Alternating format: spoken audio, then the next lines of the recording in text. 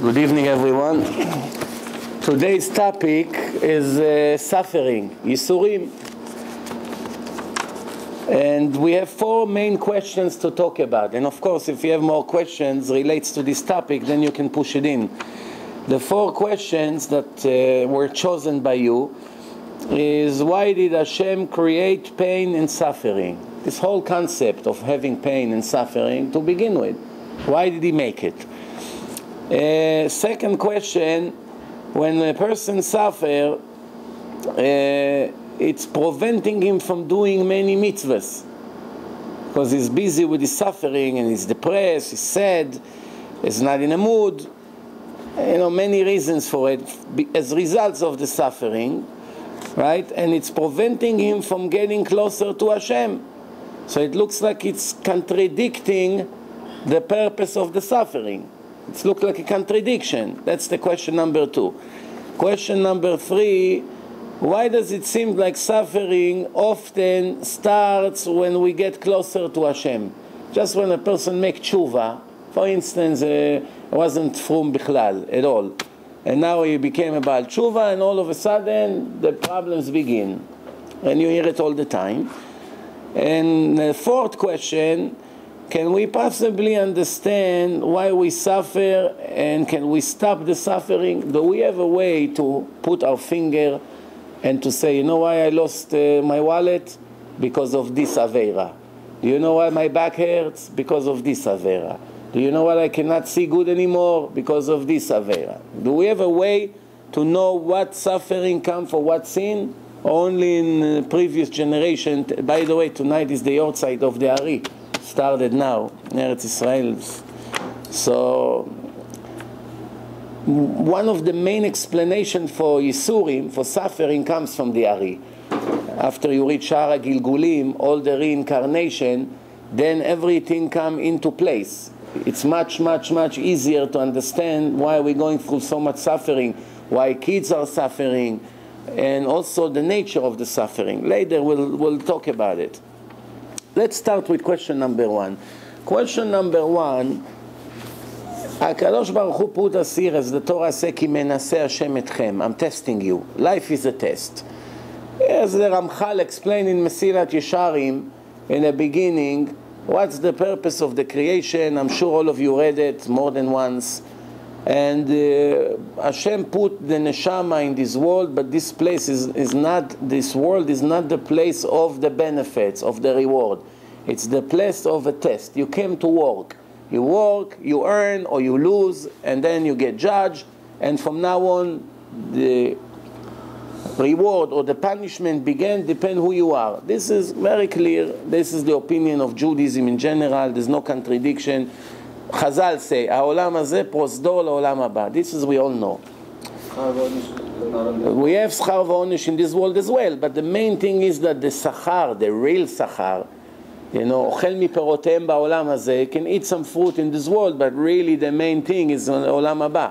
והקרן, keren is the principle. If you give a person $100,000 to Goy and you charge him interest, give you, I don't know, $300 a month interest, everybody understands that if you have to lose the interest or the money, you prefer to lose the interest. Who cares now the interest? Give me the 100,000 back. You understand? So we understand. So the keren, the main thing, that keren means like a tree that continue to produce fruit forever in Olam Haba. This is waiting for you for Olam Haba. Some of the fruits Hashem throw you, 1 peach, 1 apple, take in the meantime. For you to survive, to get in a better mood, to see that I didn't leave you.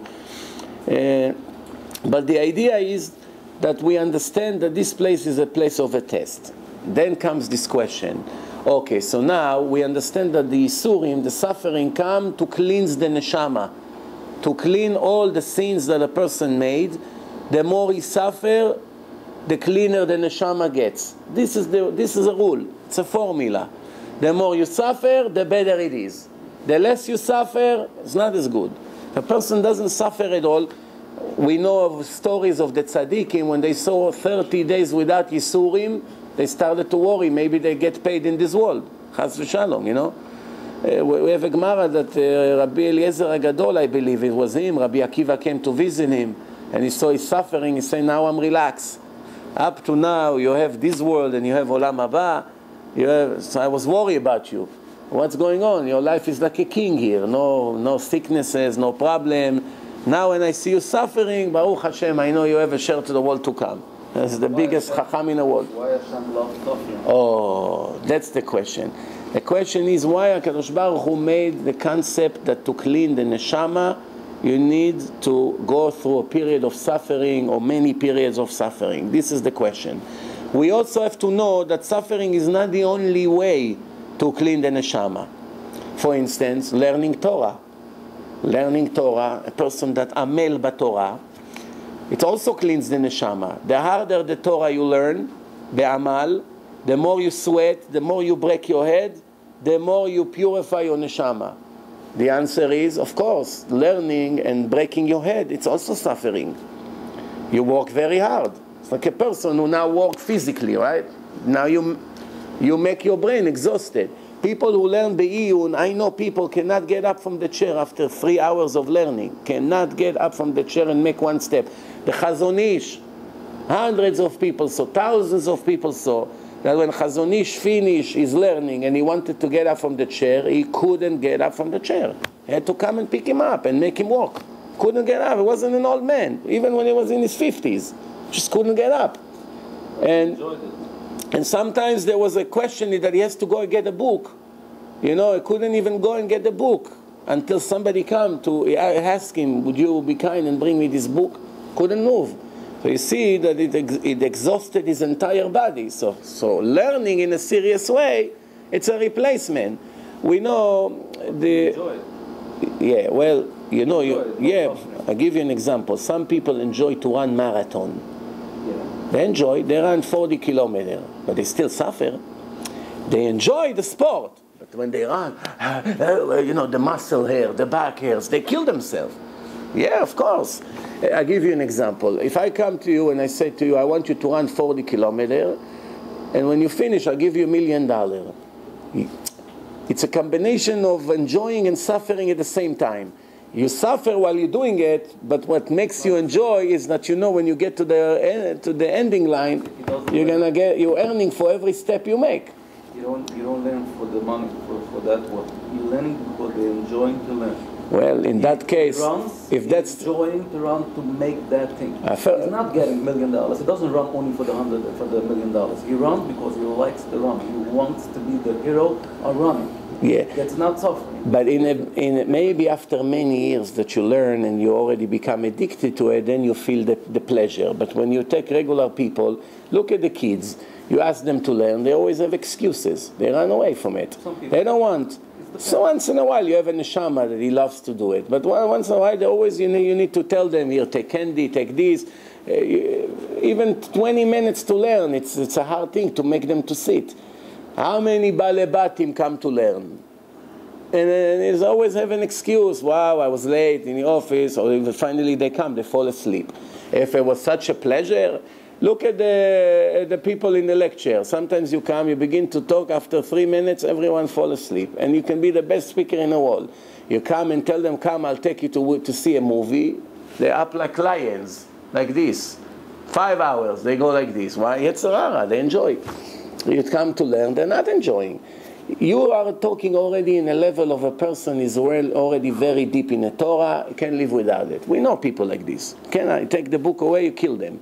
They can't, even when they eat, they have to learn all the time. When they go to sleep, they never stop really officially learning. They only fall asleep, so they stop. I saw Rav Kook from Tveria. There's a Rav in Eretz Israel now. He has all these tzitziot on him. 12 years ago, in my own eyes, I saw him sitting 3 days straight without sleeping in a seminar that we had. He was invited to sit in a seminar to give bracha for all these chilonim that they'll become religious.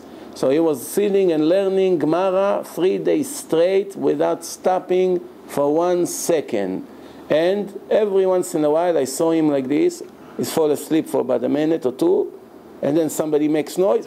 He gets up and he learns. 3 days. 3 days straight. The entire 3 days of the seminar. Didn't go to bed, no, not to the room, didn't even get a room in a hotel. Sitting with this big Mara and sitting. Then I told him, Rav, after 3 days I saw him learning, give me a bracha. He told me, what's the bracha you want me to give you? I said that I'll be a tzaddik. That it will be easy for me to be a tzaddik. He said, that's not a bracha, that's a klala. That it will be easy. I said, why klala? I'm talking to you, I don't know, 13, 14 years ago. He said, because it's supposed to be difficult. If it's not difficult, it's worth nothing. And sachar, if it will be easy. Lefum tzara agra. It's not suffering. Look, we didn't even get to it. Maybe by the end, your question will be gone. We'll move on. So the question is, first of all, why Hashem found these things? Also giving money, giving tzedakah. Tzedakah, tatzil mimavet, tzedakah also clean the averos. If a person gives tzedakah, that's kapara, tfilah, tzedakah. You know, there are certain things that when a person does it, it's like a replacement, also like a tshuva. Tshuva you always have to do. But there are certain things that it's replacement, it's erasing the averos. Giving money is like giving your life. That's why it's not really going by the amount, it goes by how long it takes you to make that amount. One person give $50, that's what he made the whole day. And a person gave $1 million, he makes it in 2 hours. Depends what person he is. Technically, nobody pays attention to the one who gave 50. But in Shamayim, he gave more of his blood than the other one. Much more. Especially when the other one has another 200 million on the side, ready to do whatever he wants, and this guy doesn't have $1. The last 50 that he has, he came and gave. That's a very big thing. So he gives a day of his life. Giving your life, in Lashon HaKodesh, money and blood is the same word. Dmei Chanukah, damim, meshalem lo damim, dam, blood, and money, the same word. Also the word modeh. Modeh ani lefanecha. What does it mean in the morning? Modeh ani lefanecha. What kind of modeh? There are 2 kinds of modeh. Modeh, thank you, and modeh, I admit. In the morning, when we say modeh ani lefanecha melech chai vekayam shehezarta bi nishmati bechemla rabba emunatecha. Is this modeh thank you for giving me back my neshama, or modeh that I admit that you're the one who gave me back my neshama? Which modeh is that? Technically it can be both, but here in this particular case is one of them. Huh? Thank you. Thanks. No. I also, for years, I thought it's thank you. I opened my eyes, thank you for another day of life. Obvious, no? Till I saw a big chacham giving an explanation that it's not. It's modeh ani lefanecha melech chai v'kayam shehezarta mishmati. Ani modeh, I'm admitting that the reason I open up my eyes is because you decided to return the neshama back. Nothing is coincident. It's not that I'm a dog. I went to sleep and I woke up because I'm not tired anymore. It's only your decision. Everything else is nothing. This is what it is. Now, in the Lashon HaKodesh, when you say modeh, if somebody asks you in one word, describe Judaism to me in one word, is it possible? The answer is yes. You just tell him the word modeh. What does it mean? It says, and modeh that's what Judaism is all about. This word has 2 meanings, and this is all what Judaism is all about. Modeh, thank you, be grateful always, and always say the truth, admit. לעולם יהיה אדם ירא שמיים בסתר כבגלוי ומודה על האמת ודובר אמת בלבבו. And מלשון תודה. If you grateful, all the mitzvot is be grateful, right? Shabbos, זכר ליציאת מצרים. I took you out of Avdus to Cherus, right? Tefillin, זכר ליציאת מצרים. 4 כוסות, מצה, זכר ליציאת מצרים. Everything, everything almost, אני השם אלוקיכם אשר הוצאתי אתכם מארץ מצרים. Everything you owe me. You could have stayed in Egypt forever. I took you out, I made a covenant with you. It's all about gratefulness. All the brachas, אשר יצר, ברכות הנהנים, all kinds of ברכות השבח. It's all gratefulness. 99.9% of the things we do is thank you. Thank you, Hashem, for every neshima and neshima. And then, what's the other main thing in Yahadut? Always the emet. The emet. If without this, there's nothing. That's what Judaism is all about, this word, modeh. So now, let's continue. So, Why HaKadosh Baruch Hu chose Isurim, the body, Isurim of the body? Why? There is one thing in life that we have to understand. I'm sure you heard it before, but let's make it a little bit sharp to understand. When does a person able to be close to Hashem? When he's addicted to the materialistic world, or when he is not interested in this kind of world? There is spirituality and the physical world. Spiritual, physical. When a person is too deep into beauty, too deep into food, into clothing, into jewelry, into fancy cars, into nice castles, into all kinds of vacations, whatever you want to call it, automatically forgets about Hashem. He has no time for Hashem, and he has no interest to open the Sidur Bichlal. 1 to 3, 20 minutes Shachris, 5 minutes Mincha, run back to his pleasure. Doesn't have time for Hashem. To relax his conscience, he gives tzedakah here and there, nice checks, and that's like bribing himself. Bribing him, his Yetzer Hara, not to make him, his Yetzer Hatov, not to make him feel bad, the conscience, you know, and that's it. But why he's not interested in Hashem? Because the Torah and the davening is very bitter for him. Let's get it over with. Oof, so much suffering. Just doing it, it's a suffering for him. Why? Because he's busy with candies, with food, with all kinds of other things that the Yetzer Hara offers him. So we have the obstacle, the main obstacle that a person cannot be close to Hashem is the pleasure of the body. Pleasure, sleeping, sport, all these things. Take away all the physical pleasure, almost no obstacle between you and Hashem. That's why, look in the whole world. Don't have to believe me. Go and make a survey. In which neighborhoods all the people in the world are religious? Forget about which religion right now. There's 80,000 different religions and cults. Christianity, Islam, whatever you want. Doesn't matter. Where? Go to every country. Go to the fancy neighborhoods. Let's take Mexico as an example. Go to Mexico City. Very, very European style. Building, malls, a lot of luxury, a lot of rich people. Almost nobody is religious there. You don't see any religion. In their religion, then you go to all the villages, when all the people are very poor, they hardly have a piece of bread to eat. Every corner you have a church.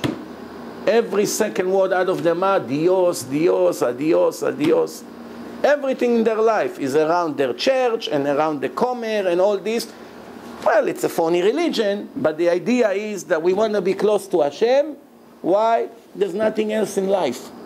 Once they make millions of dollars, they forget Hashem. That's usually the nature of the person. Same thing by us. The Gemara says, "Zaharu mibnei aniyim shemehem tetzeh Torah." Why not bnei ashirim?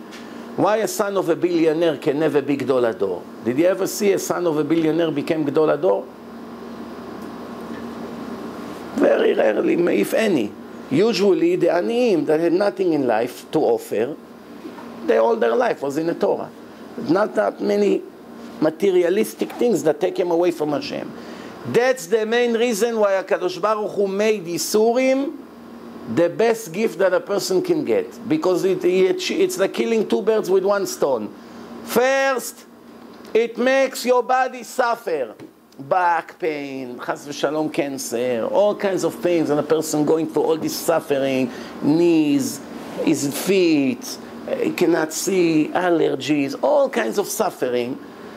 Depression, take away the pleasure from all the illusion in this world. I'll give you an example. A person didn't eat all day. He come home, his wife served him with a very juicy steak. He's ready to attack the plate.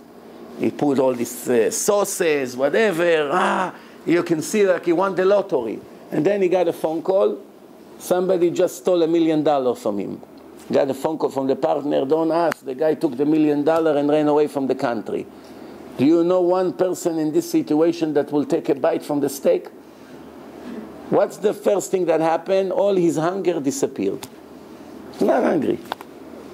Now another 3 days he won't eat. He lost his appetite.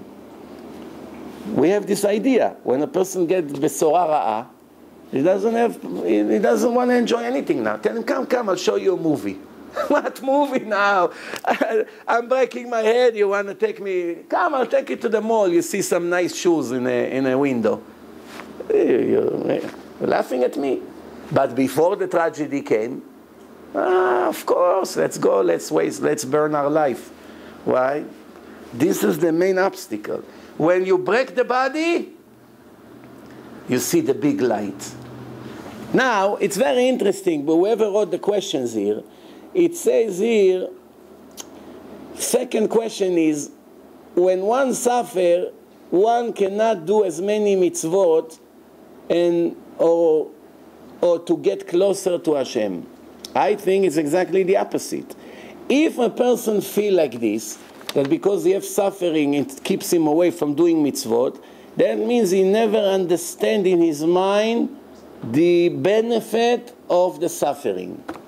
He thinks suffering is coincidence, and I'm the one who suffers, I'm the one with the bad luck, and he doesn't understand that it's really the best earning, and because of that he loses desire and energy, and he is not interested to do anything because he's depressed.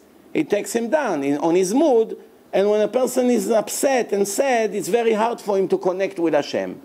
This is, by the way, one of the tricks of the Yetzer Hara, the Satan. First he make you make the sin, and then the depression that follows, it's even bigger than the sin. The 2-3 days that you sit depressed and you don't get up in the morning and you feel that your life is over, these 3 days make you far away from Hashem. The depression, the Ruach Hashem cannot be on a person that is either sad or angry. If he had Ruach HaKodesh, 1 second of anger, he loses it right away. It took him years to get to this level of Ruach HaKodesh. One second somebody got him upset, I don't know, he banged on the table, right away Ruach HaKodesh מסתלקת ממנו. It happened to Moshe Rabbeinu. For sure it happened to us, if we ever reach Ruach HaKodesh. Or sadness. Navi that is depressed or sad, he loses nevuah immediately. Why? Hashem, which means sadness is lack of faith in HaKadosh Baruch Hu. Person get to a level that is upset and sad, that means he has a problem with his emunah. Because a person with very high emunah never gets sad, never get upset. We have all the stories about this, the special rabbis from the Holocaust. They lost all their children. The Klosenborg Rabbi, 11 children, and he was crying for other people who lost one son. And one of them told him, Rabbi, why are you crying for me? I have to cry for you. You lost all your children. You are much more miserable than me. Say, Chas v'shalom. I'm not miserable at all. So the Chassid told him, so why are you pretending that you're suffering with me if you say that you lost your 11 children and you're not suffering and you're crying for my own? So this is all a show. So he said, no, I'm trying to get into your head to see what you feel. I see how much you suffer, so I'm suffering because you suffer, not because of what happened to you. I suffer because I see how much you suffer. False suffering. I once told a story about Yisurim, that a guy was beating up the Jew. I don't know, maybe you heard that in the past. The guy was beating up the Jew with a stick, and the Jew is all bleeding. And then the king passed with his soldiers, and he saw. So the king said to the guy, what are you doing? I'm beating him up. Why? He's a Jew. Why do you care? So the king got angry, and he said, arrest this guy, get him to the jail in my palace, and bring the Jew for the doctor to take care of him. After a few days, they cured the Jew, and now the king make a trial. So the king asked the guy, how many times you hit the Jew? And he was afraid, maybe the king was hiding, he was afraid to lie. He said, approximately 100 times. So the king said to the Jew, is that correct? The Jew said, about 100 times. So he said to the guy, for every time you heal him, you have to give him 1,000 rubles. So altogether 100,000 rubles. So the Jew became a very rich guy now, in a minute. So the Jew started to cry. What happened? I'm not a fair judge. No, Your Majesty, you're the most honest person I ever saw. So what's the problem? So while he was beating me, I was crying, and I was bitter about my pain. If I only knew that every time he hit me it's 1,000 rubles, I wouldn't resist. I would tell him, faster, faster. Wow, I'm making money. This is the secret of Yisurim in life, this story. If a person would know how much he earns, he would be the happiest guy to have Yisurim. Almost would become a masochist, searching for. I know stories that the tzaddikim in Eretz Israel, when 30 days they saw they have no Yisurim, you know what they used to do? They used to go on the street and pick up rocks from the main road. Many years ago, 67 years ago, not everywhere you had nice roads. You know, they had some rocks. And move it to the side. Rabbi, what are you doing? I don't want to get my reward in this life. 30 days, everything was too smooth. אני גוזר על עצמי איסורים. I have to bring the Isurim to myself. So first of all, if a person feels that the Isurim make him depressed and keep him away from Hashem, that means that he never understood the Maila, the level, the reward, the benefits of the Isurim. That's what he has to work on. First, to understand that this is the greatest gift. How do you do it? I'll tell you, I'll read to you a few psukim from the Torah. Here I brought this special book. It's a collection of all the things about Yisurim. The Gemara says like this, Masechet Brachot, page Hey, Amud Hey, Hey Amud Aleph. Amar Rava, Amar Rav Schora, Amar Rav Huna. כל שהקדוש ברוך הוא חפץ בו, everyone הקדוש ברוך הוא loves him, interested in him, מדכאו בייסורים, break his spirit with suffering. The opposite of what most people think. שנאמר, והשם חפץ דכאו, where? ישעיה נון ג'. This is the song. השם חפץ דכאו, to depress him, מדוכא. לב נשבר, wait. לב נשבר ונתקה, what we say in ברית מילה? לב נשבר ונתקה, אלוקים לא תפזה. A broken heart, a heart that is broken and depressed, down to earth, you mean? Person has no time now for show off, my life is great. It's broken heart. His face all the way down, like many people in the world today. You should see the faces of the people in Mincha today. Why? The stock market crashed today. What they made in the last 2 years, they lost in one day today. Trillions of dollars were lost today to investors. Trillions. Look at the faces of all the rich people. You see. Baruch Hashem, we don't have this kind of problem. When you don't have what to lose. I don't know what's better, not to have that you don't lose, or to have and to lose sometimes. At least you have. I'm not sure. It's like these people who are afraid to make money because they have to pay a lot to the IRS. Hashem, don't send me money anyway, they take 40%. You need to lose a little bit, a little Yisura. Yeah. First of all, why Hashem made bad in the world? There's good and bad. We see in the Torah, good, bad, all the time. Yetzirah, Yetzirah Tov, good, bad, tzaddik, rasha, choshech, or. Why? If there is no negative, you don't appreciate the positive. If there's no choshech, you never knew that the light is something special. If there was not suffering, there was not chas v'shalom sicknesses, everything that we have in the world. If a person never saw sicknesses, he will never appreciate that he's healthy. Everyone is healthy. Well, what's the big deal? That's the way the world is. If all the things that we see negative, the negative makes the good sweet. If there would not be bad, the good would not have a taste. Well, I got used to it. Like in some islands, they have gold on the floor. Do you think over there, they appreciate that they have millions of dollars laying in a lake over there, pieces of gold, all these Indians in some jungles over there in Brazil? I met a Jewish guy, very interesting story. He was living with a shikse for 14 years. And Hashem had mercy on him that she couldn't conceive. She couldn't have kids. Imagine they had kids. And then somebody from 47th Street, from the Diamond District, told me, I want you to speak to this guy. He looks like a nice guy. He doesn't have an idea about life, anything. Maybe you talk to him. So I started to talk to him on the phone. Then we decided we'll sit together and we'll continue to talk face to face. We sat for about 2 hours. And, Baruch Hashem, I got him out of her. The next day, broke it up with her. And he told me one thing, but I have one problem. She's my partner in my business. So I told him, what kind of business you have? He said, I owned a gold mine in Brazil, in the Amazonas. I said, what? He said, yeah, I own hundreds of acres of gold mines. I said, gold mines? How did you get to own gold mines? He said, I'll tell you how. I was very depressed. And this Goya was telling me, you have a friend in Brazil. Why don't you call him and go 2 weeks to relax there? Go with him, he will take you to see places, jungles, whatever. Maybe you get out of the depression here that you have. He lived in New Jersey at that time. So he called up that guy, and he went to Brazil. Now when he arrived to Brazil, as they walking, they got close to the area of the Amazonas. Amazonas is a very big river, very big river.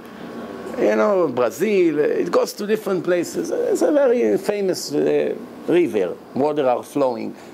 So as they're walking there in the jungles there, one guy ran to him and said, Senor, sir, what happened? He said, you look like a rich guy. He was dressed like an American guy. Come, you have the deal of your life. My father wants to sell the gold mine. So he said to him, what do you mean? He thought it's a joke. He said, come quick, come talk to my father.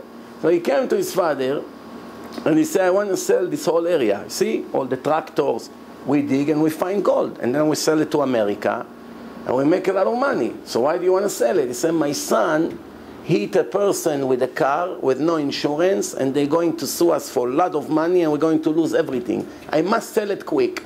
He sold it to him for peanuts. Peanuts. He told me, if you knew the price I bought this whole place, much like Metzia, like finding it on the street.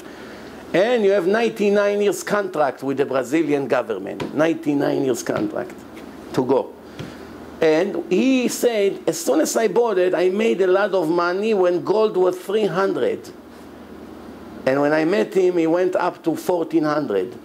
So you say, imagine when 300 I was making fortune. Now he went up to 1,400. They take out gold, he comes, he sell it to the refineries. And you know what's about this business? He doesn't have to look for customers. He comes to the same place. He call them, I have another, I don't know, 1,000 ounces, 5,000 ounces, whatever it is. The money is ready. They buy everything automatically according to the price of today. Right away. You come, you get your money. This is what happened to this guy. You understand? When Hashem wants, this is what's happened. You walk there, you get depressed. The suffering change your whole life. Anyway, go back to what we have here. A person that is functioning normal, suffering makes him very close to Hashem. Very close to Hashem. That's why most of the sick people, if you don't believe me, let's go to York Avenue in Manhattan, in the cancer department. Come, and you see how every sick person call us. Come, rabbis, come. Make a blessing for me. Go, Jews, non-Jews, I'm telling you from experience. Come, say, pray for my father. All of a sudden, all of them religious. They forgot that the last 20, 30 years they speak against religion, against Hashem, against everything non-stop. When they sick, they became all religious. That's what happened. When something happened to the person, any kind of sickness, he began to think about Hashem. Up to now, he didn't have time for Hashem. So that means it's a tool for Hashem to bring a person closer to him. Rabbi Eliezer ben Yaakov says, Et asher yoav Hashem, yochiach. Someone who Hashem love is giving him musar. How Hashem give you musar? He sends you a letter with FedEx. How? You wake up in the morning, you're $10,000 down your stocks. What happened right away? You run shachris in Shomei Tfilah, all of a sudden crying. I have a guy, one of the richest Jews in the world, that is one of the biggest Baalei Tzedakah. Everybody knows him. If I say his name, you know who I'm talking about. It's very, very sad. Say 11 years I daven with him every Yom Kippur. 11 years. This is the first time. There was the crisis in real estate. Everything was collapsing. Foreclosures. You know, once you own a lot, you don't know where to start. This bank was on your head. The other one, this, that. So he told me the entire Yom Kippur, this billionaire was sitting 2 chairs away from me and crying like a baby, river of blood on the floor. from his crying. So 11 years, 10 years when business was booming, real estate was booming. No, never saw him crying, sitting, looking around. Everything is usual. Now, the sword is on his neck. Maybe tomorrow he'll become a homeless. You know what it is. Before the real estate crisis happened, when someone asks you, what do you own? So you say, I own a house in Muncie. Very nice. I own an apartment in Manhattan. Oh, even nicer. I own 5 houses in Long Island. So the more you say you own, the richer you are. As soon as everything turns around, the more you own, the more problem you're in. So if you say, I only own 1 house, okay, not so bad. I own 50 houses, poor guy, you probably owe $1 billion already. You owe buildings. That's what happened to him. He was crying like a baby. What made him cry? את אשר השם יאהב יוכיח. וכאב את בן ירצה. Like a father that wants his son to return to him. That's why he sent him all these punishments. One father said to his son, I know you want to go on a trip, and you asked me for $10,000 for this trip. I'll make a deal with you. I'm not giving you the money now. Go on a trip and put tefillin every day. I know you're not putting tefillin. Here is the tefillin. Call me after a week, tell me if you put tefillin every day, I'll wire you the money. I'll send you the money. So the son said, you're not playing games with me, right? If I put, you promise me you send me the money? He said, 100%. After a week, the son is calling, Abba, I put tefillin like I promised every day. You say, you sure? I say, yes. Okay, I'm getting ready to send you the money. Another 3-4 days. Abba, where's the money? Don't worry, it's in the process. You get it in a day or 2. Abba, you're not playing games, no? You for sure you put tefillin every day? For sure. What, I'm going to lie to you? Of course. Then 14 days already, the money did not arrive. Now the boy is angry. Abba, you promised not to fool me. Where is the money? The father said to him, you fool, I put the money inside your tefillin pouch. It's there. He went with you on a trip. If you only opened it, it was right there. This is what Hashem says to us. What are you running to this one and to this Rav and to this doctor? All the blessing is in your hand. Just open and take it. כי קרוב אליך הדבר, בפיך ובלבבך לעשותו. Then Rabbi Meir say, וידעת עם לבבך, כי כאשר יעשר איש את בנו, כך השם אלוקיך יעשרך. Let me give you an example. Do you think that there is any Jew in the world that can keep the mitzvah of ואהבת לרעך כמוך? One Jew in the world. Do you know any Jew? Name. Let's praise him together. You know any Yid that you can say, I sign my life on this Yid that he is keeping this mitzvah ואהבת לרעך כמוך? Huh? One Yid. Oh, he has to love everybody? You have to have, רעך, it means every Jew. רעך למצוות.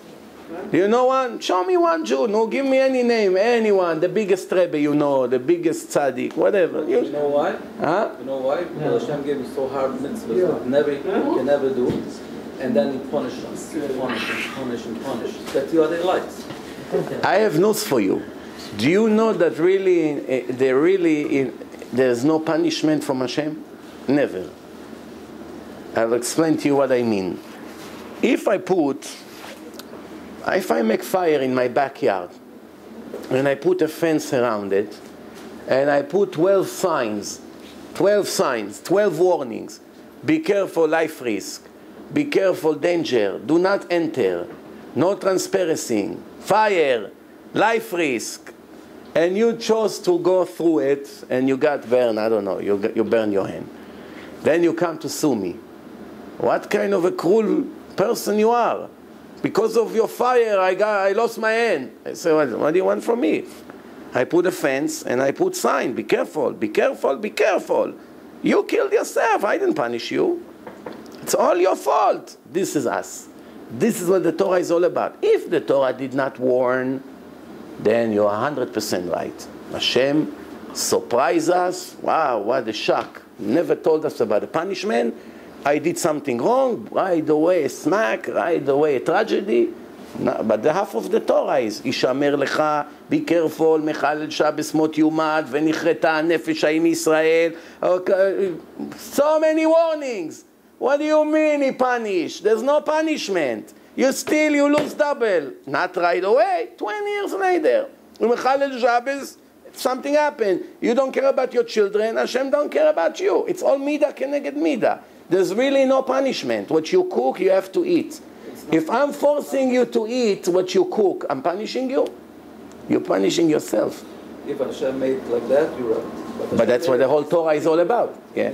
Let's hear. You put your bread in the fire, and he said, don't go. But you see, I'm very hungry. I have to go. I can't. And then he goes, and he has to go to the fire. Hashem made the Torah so hard that nobody can succeed. But you can see how many film people we have. I heard. The percentage in the whole world. Right. Very good. You have a good point. Is bankrupt. Very good. Let me answer. Everybody, Yisurim. Make it easier, and don't give me Yisurim. Okay, I got it. If somebody has a Game Boy, do you agree? If it's going to be too hard that nobody can go through the Game Boy, nobody going to play it. Right. You have to make levels. Right. He gave us to a high level. Nobody can do it. Oh. And then only he likes this. I got the point. But let me ask you a question. First of all, do you believe that there is anything in the Torah that a person is unable to do? Yes. Give me one example. What mitzvah a person is unable to do? Just said, yeah. Let me ask you a question. When it says ve'afta l'reacha kamocha, what does it really mean? You have to love him. You have to give him what you want to give for you. That means your own money, your everything. That means you have to. No, I was about to give an example actually to back you up. But then I'm going to answer your question. First, I'll give a raya to what you said, and then I'm going to give you my answer. Ve'afta l'reacha kamocha means you come to your home, God forbid, and they tell you a boy fell from the 3rd floor. And you say, oh, I live in the 3rd floor, and there's only 2 apartments, you and your neighbor. And you love the neighbor very much. And you love his little baby very much. Play with him every day, but you love your son more. It's natural, no? So now you run, your heart, instead of 50, it's 500. Ta, ta, ta, ta, ta, ta, ta. You run, you're almost choking. What happened? Until somebody says, hey, don't worry, Moshe, it's not your son. So what does a person does?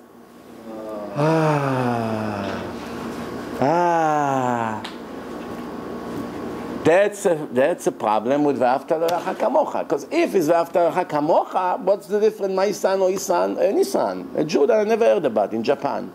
It's the same thing. Did you ever see somebody that read about a baby that died in Japan or in China or I don't know, in Syria or wherever, and we sit and cry like it's our own kid? I never saw in history such a thing. So is it really possible to think that this is what Hashem wanted? Yeah. Obviously, it's impossible to do it. And we have a rule that Hashem never give a person in Nisayan that he cannot pass. Why? I'll tell you why. We learn it from a very simple svara. Besides that, the Chazal promised it. Besides Chazal, from our own svara. What's the svara?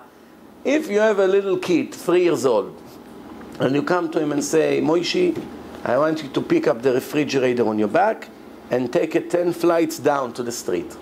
So Abba, I can't even open the door. How can I pick up the fridge? Careful! Be careful, I break your bones if you don't do it. You have to pick it up on your head and take it down. And if not, you see what I'm going to do to you. So then the little kid is trying to move the fridge and he is unable to do anything. He's falling, this. After 20 minutes, I take the whip and I begin to hit him. Bam, bam, bam, until he faints. Somebody like me, am I a normal person or I have to be hospitalized in a mental institution? After you saw that movie, they're showing you now this candy camera, saw a father that did it to his little 2 months old son, 2 years old. He couldn't pick the fridge. Just like Hashem. No, let me ask you a question. So now somebody like me, normal or I need to be hospitalized in a mental institution. What do you think? If you see something like this, somebody send you a video like this, you open your email, you see a candy camera, saw such an incident. Person like this, he's beating up the 2 years old because he couldn't pick up the fridge on his head. He couldn't do it. Somebody like this is normal? He has no common sense, this guy. It's a threat to the whole world. Saying that Hashem made the world the way you're hinting is actually saying that Hashem is worse than this mental crazy person. Saying that Hashem is going to give us all these punishments when in reality we are like 2 years old and we cannot do it, there's no even chance that we can do it, is basically saying that Hashem is so unfair, and God forbid Hashem Yirachem to even say it, that is much, much worse than this person I just described. And you and I, and let's be honest, know that that's not the case. It cannot be that HaKadosh Baruch Hu, the creator of this world, which is a perfect thing, perfect, not 99.9, it's a perfect thing, not always we understand him, that he's going to be worse than this mental monster. It cannot be. So if, I tell you why, because you have to understand, you understand what does it mean perfectness? What does it mean perfectness? Perfectness means there's never going to be a problem, never whatsoever. Not that one time you act like this, one time you act like this. Now, Hashem says in the Torah, sometimes you're going to see what I do and you don't understand. Why? כי לא מחשבותיי מחשבותיכם, ולא דרכי דרככם. My thoughts and your thoughts cannot be in the same channel. My ways and your ways are not in the same channel. Why? Let me give you an example. If HaKadosh Baruch Hu will miss one tiny transaction that happened one time in a history, the whole world will be destroyed. I'll explain to you what I mean. Hashem comes and brag in the Torah about himself, Ani el ha'emet ve'atzedek. I am the God of the truth and the justice. אשר לא יישא פנים ולא ייקח שוחד, משלם לרשע כמפעלו, משלם ל... So many hundreds of verses in the Torah. I am the perfect, righteous, honest judge. Perfect. So now... But you understand it? No, wait. So so now what do I mean by saying that if Hashem missed one transaction, the whole world will be destroyed? All the justice system in the world will collapse and will be completely annulled. I'll give you an example. Let's say now, every second in the world there are who knows how many billions of transactions. Somebody give a check to his landlord, somebody goes to the grocery, millions of grocery, typing all kinds of groceries, trucks, traffic, police, murders, davening, minyanim, 7 billion people, every second something happen in nature, birds, this. There's no way even to begin to count how many things happen every second. Now, imagine that Hashem only missed one tiny transaction. That you are the landlord, you came to your tenant, and instead of giving you the check, he gave you a punch and broke your nose. That little thing, Hashem didn't see. Everything else he saw. What would happen now in the world? You didn't get your check, and you couldn't pay the bank, and you went into foreclosure, and the bank, because you were the kash shavar et gava gamal, you know what it means? The bank was already shaking as it is. Now you're not paying your $10,000 a month mortgage, already made the bank declare bankruptcy, stockholders started to kill themselves, children became murderers on the street because their parents didn't have food in the house, and they became drug dealers, and thousands of kids went into drug, and who knows what happened, and really, it was only for missing one tiny transaction. If Hashem was able, chas v'shalom, to miss one tiny transaction, he couldn't write in the Torah, I am the perfect God of the justice. It's not, because that means, chas v'shalom, you're unable.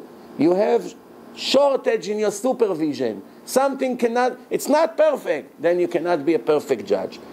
No human being judge or a dayan or a secular judge can come and claim, I'm the perfect judge.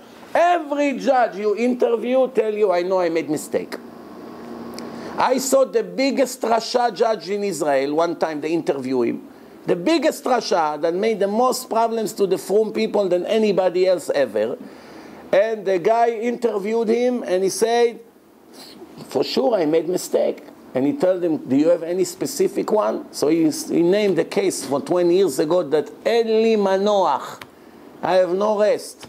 And it's the biggest Rasha. He doesn't believe in Hashem at all, בכלל. Korchi ve'otzem yadi 100%, anti-religion, anti-everything. And he said, there's one case that doesn't give me rest. You know, he made mistakes.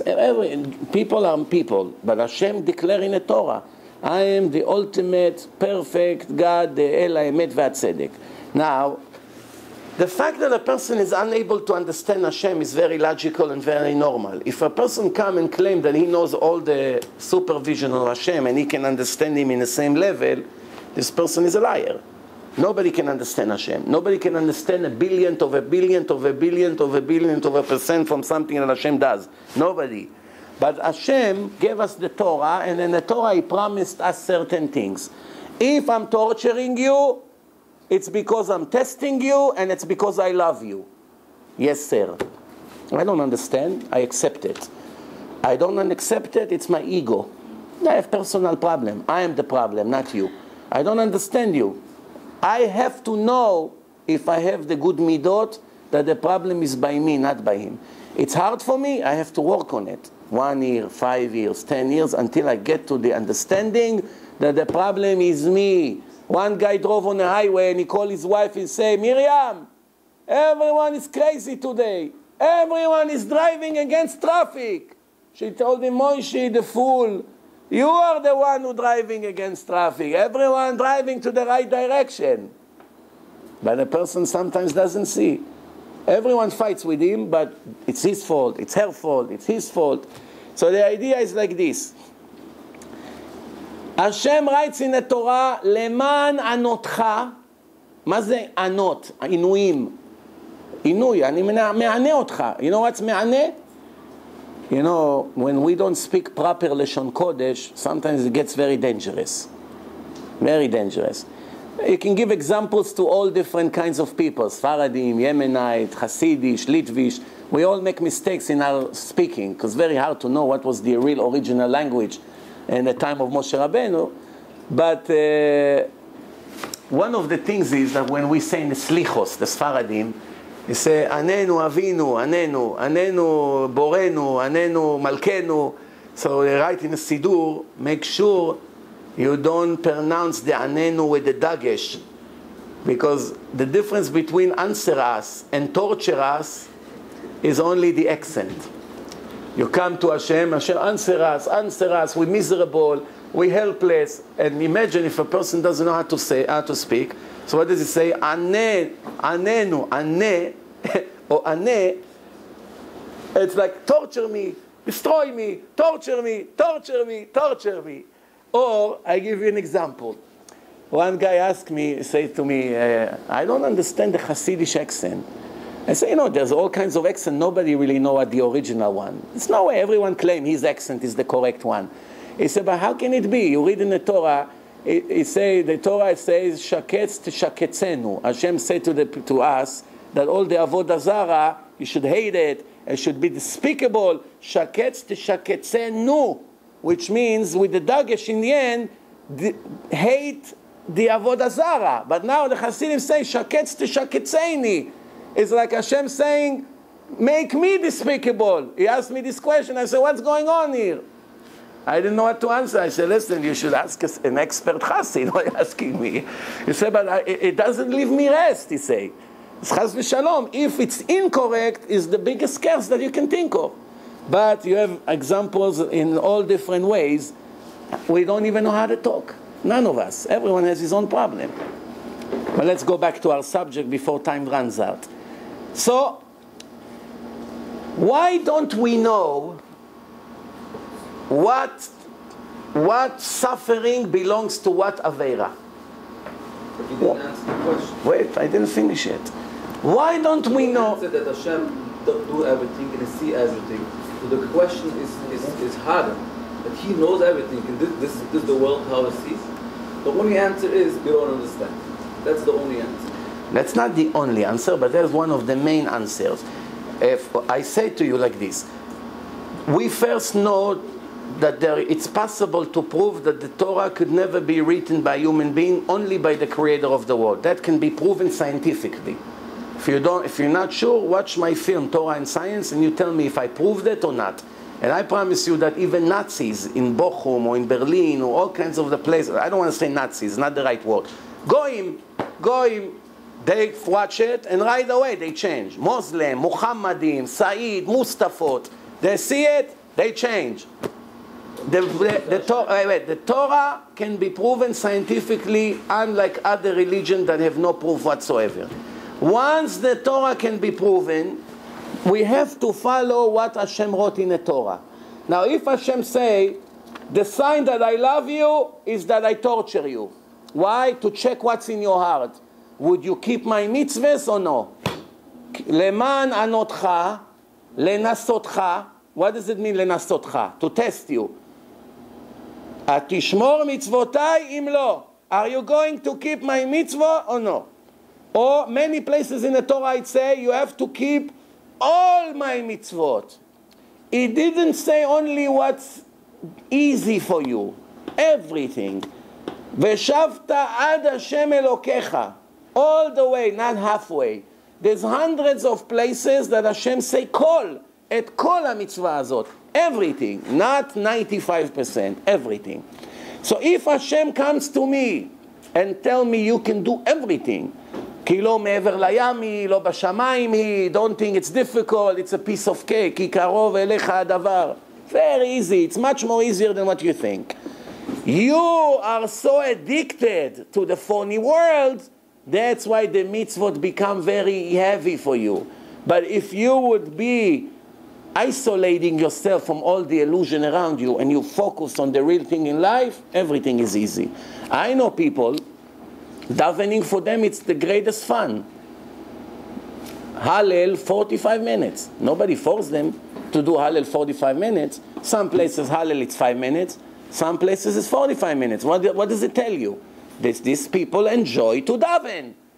Some people suffer to daven. Oh, again, after 5,000 times to read the same thing. Oh, when is it going to finish already? And some people singing, dancing. Why is it? He's good with this mitzvah and he needs improvement. Some people are very good with chesed.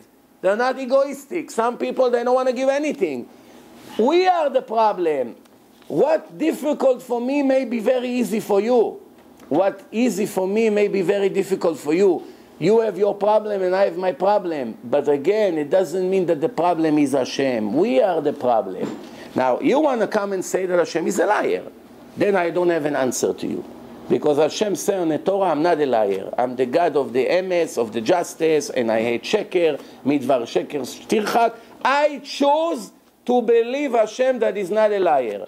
You choose to have a doubt about what he said. Because based on what you said now, that shows that you have a very serious doubt if Hashem say the emet. Because you have doubts about what he say. He say, I love you, that's why I punch you. I love you, that's why I take your money. I love you, that's why I take you 20 years to have a baby. I love you, that's why I took away your home. I love you, that's why your back is broken for 50 years already. I love you, that's why your children die in Auschwitz. You say, you love me, you hate me, you liar. That's what you say. Not in a nasty way. From what you say, this is what I understand. Now correct me if I'm wrong. There's only one way. Either Hashem is not a liar and everything in the Torah it's emet, and I have a problem that it's hard for me to understand how does he love me and he punched me so much. How come? But Hashem explained. Because the more I hit you and the more I take away the taste from all this phony world around you, the more I help you to push you in the right direction. Many people came out of Auschwitz. Some chose to become complete goyim. Some chose to become very strong Yid. Much more than before. And bechira chofshit. 100% your choice. You want to think, it's difficult, it's impossible, Hashem made it too difficult, anyway we're losers, we're not going to do it, let's give up. I don't want to think with this kind of approach. That's not the right approach. When it comes to money, nobody ever thought like this. People are 70 years old, they still have a dream to become millionaires after 50 years that they're failing. What happened, Moishi? Why you got up at 6? I have a meeting. Why? He's still thinking to be a millionaire. Imagine people would say, hey, I'm tired of trying to make money. He didn't work for 20 years. Let's give up, let's sleep in bed, commit suicide, died and finish. No. Now, look, if there was no psukim in the Torah, then I understand where your question comes from. But remember, step number one, the Torah is divine or not. Without that, all the arguments are worthless. Can argue forever, can never reach the truth. Step number one, first, veyadata, you should know. Not emunah. In Judaism, emunah is almost nothing. It's all yediah, yediah, yediah.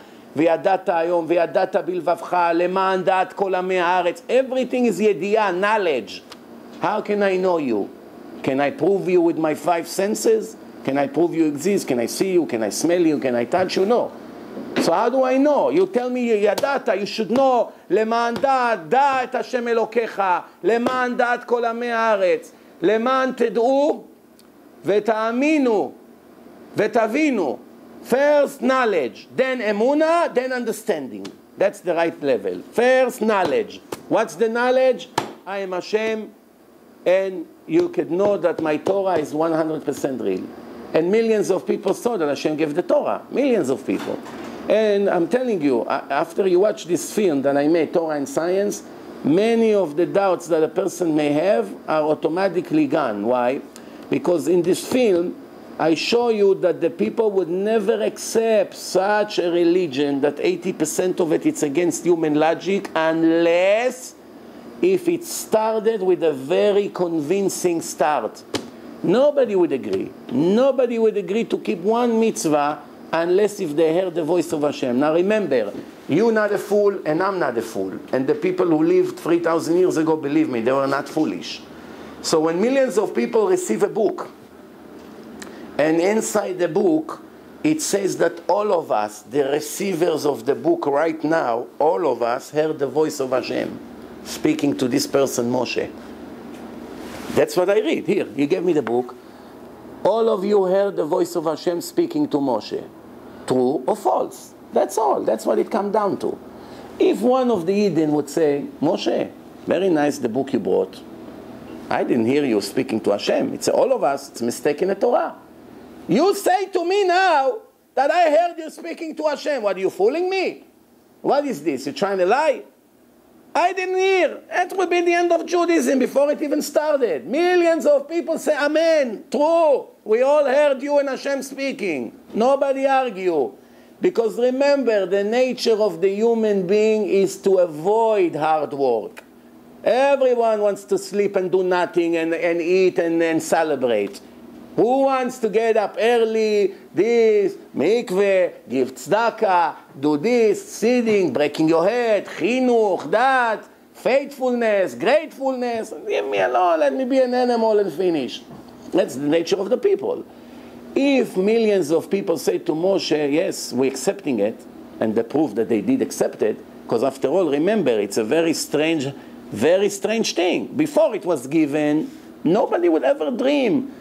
Worms, check, bugs, 5 lavim, 6 lavim, if he flies, doesn't fly, shiluach haken, matzah, tefillin, animals, sacrifices, a lot of strange things for the human mind. Person would never make it up. So all of a sudden, millions of people say, okay, yeah, let's start giving meiser, let's do this, let's do that, let's do this, holidays, all this davening. What is this? That because people heard the voice of Hashem.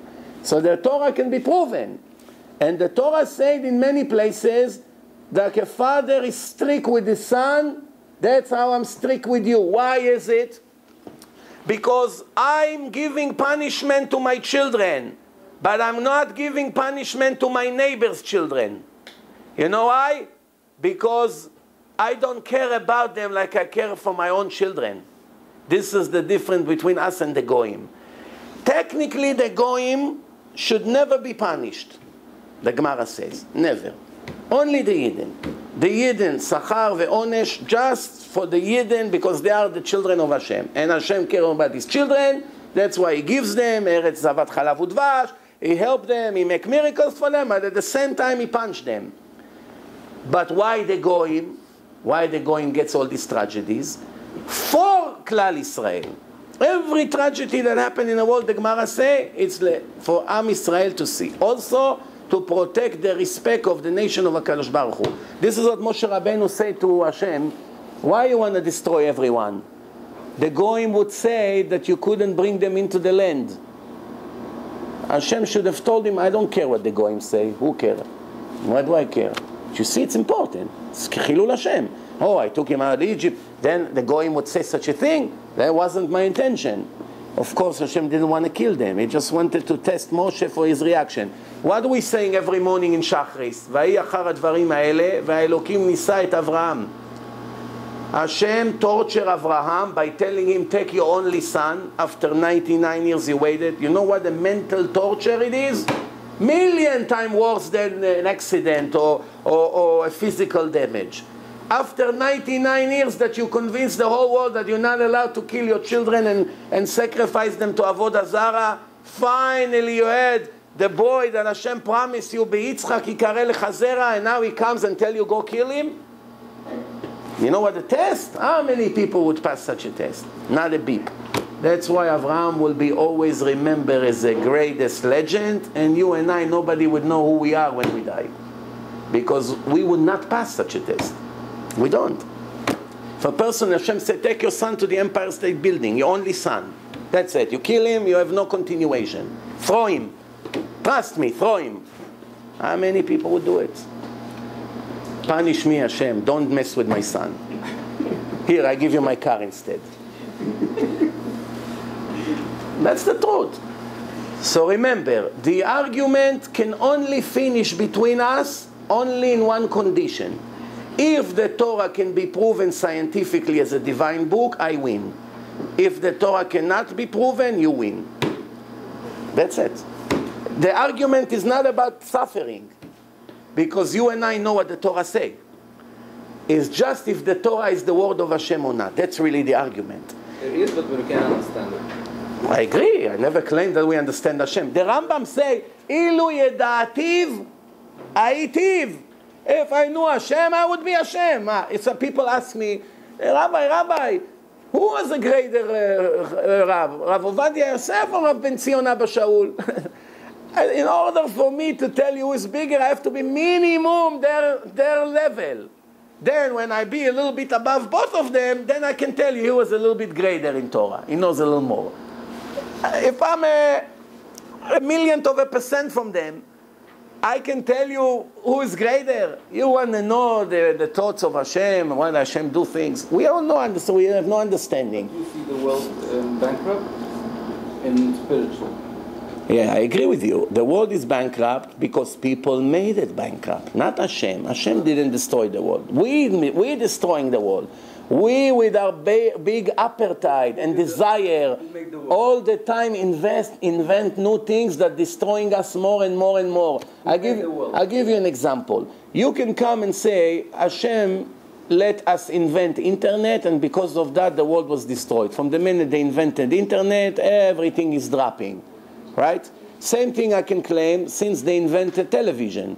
When I was a kid, there was no television. One day they brought to Israel black and white television. From that moment on, 80% of the Jews were from or half from. Holidays, everything, everybody knew. There was none of the things that you see today in Israel. None of it. Once they brought television, it started to destroy everyone. So the truth is, Hashem gave you something. Hashem gave you something. What to do with that something, it was 100% our decision. You know how many great things you can do with internet? You know how much Torah you can spread with that? You know how many millions of messages you can pass? You know how much easier it is to make parnasa with that? You know mail? Imagine the old days. Just 10 years ago, you wanted to mail a mail. You had to wait 2 weeks until it gets to Israel. And most of the time, it never get there. And sometimes, now you say, oh, the person answer you, 2 seconds, back and forth. Right away, you get an answer in halacha. Hashem did it for us. But we are the crooks. We took the gold and turned it into an atomic bomb. We took the oil and made a bomb out of it, instead of using it for fire to heat the house. It's our fault. We're destroying the world. This is what Hashem say. You have responsibility. I gave you my word. Adam, You are in charge of my world. Make sure, תן דעתך, שלא תקלקל את עולמי. We are destroying the world. This is, you know what? Let's finish with one pasuk. One last pasuk for today. איוולת אדם תסלף דרכו, ועל השם יזעף ליבו. That's what his argument comes down to. The stupidity of a person turn him away from the truth, and he has the nerve to blame Hashem for it. Hashem didn't destroy the world. Internet didn't destroy the world. What we chose to do with that destroyed the world. Same thing Facebook. I do a lot of great things with Facebook. Most of the people do horrible things with that. Some people destroy thousands with this, and I save thousands with this. Why? Because what would take me to get to 100,000 Jews would be probably 50 years.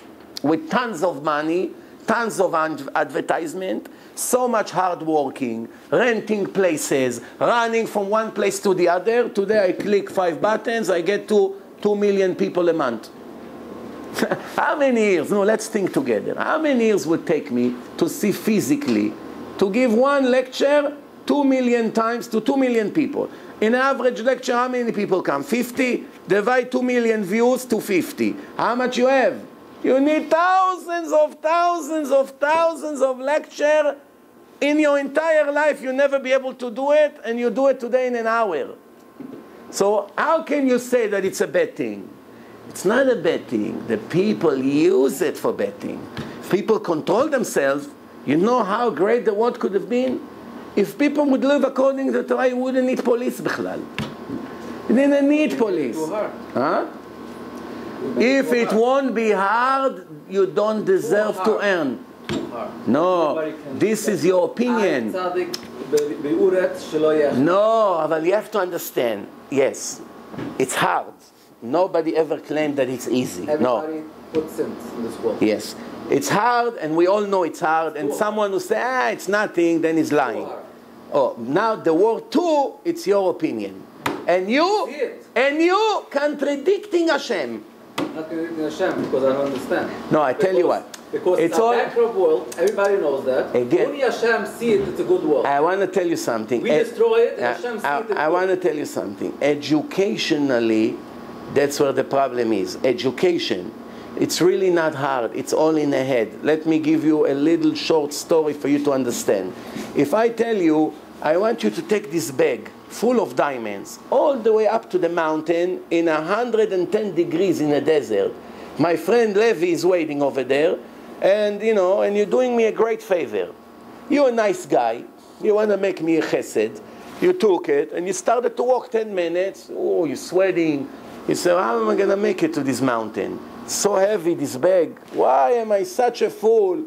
Why did I agree? What do I get out of it? Why am I always getting myself into problems? You sit on a rock, you hate the whole world. Your wife calls you, don't leave me alone. Why are you bothering me now? You're ready to kill now. Why? You're so upset that you have another 5 hours to walk all the way up to the mountain. Now, this whole entire time, I'm watching you, and I'm laughing. I say, look, 10 minutes he walked with his weight on his back, and you're already ready to... Then I call you up, and I say, I forgot to tell you one thing, forgive me. When you get all the way up to the mountain, my friend Levi take 3 diamonds out, and all the thousands of diamonds are all for you for the efforts. Now let's think. What would happen to you?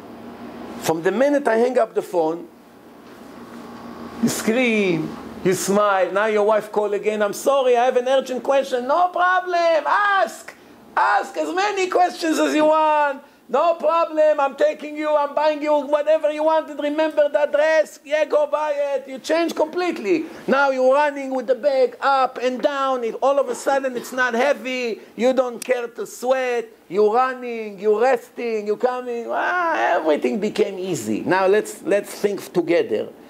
The weather did not change. Before it was very difficult, the weather. Now the weather is air conditioned. It's not a problem. The weight of the bag did not change. It used to be like a ton, now it's a feather. You don't feel anything. Your wife was very annoying before, now she's an angel. It's the same wife. Everything changed. That's called educational problem. It's all to turn the right switch in the head and the system works beautiful. Take one sensor out of the car, see how lousy you drive, your brand new Lexus. Smoke, $50 sensor, a whole thing, $100,000 machine is not working. One switch in the head, my friend, it's difficult, but I'm making billions. I'm making billions. What's difficult? I have an uncle, very wealthy man, very humbled, very wealthy. He owns a big pizza shop. Every day, 5 o'clock in the morning, he's older than 70. He can retire and live 100 years with the money he saved, easy. Plenty of money, Baruch Hashem. He was very successful in business all his life. He was honest, he was humbled, he gave respect to every person, to the kids, to the worker. Hashem gave him money. What does he do? 5 o'clock in the morning he goes, he opened the pizza shop, he prepare all the dough, a big mountain of dough, that when the Arabs and the Russian comes later, they begin to make the pizza. And you should see him how he works. Ahmed and my uncle. Ahmed suffering when he makes the dough. My uncle is whistling. Why? When my uncle goes like this, it's another $5,000 in my pocket today. It's pleasure. 5 o'clock in the morning, like a rooster. Oh! You don't understand. I understand. You don't understand. We'll finish here. Thank you very much.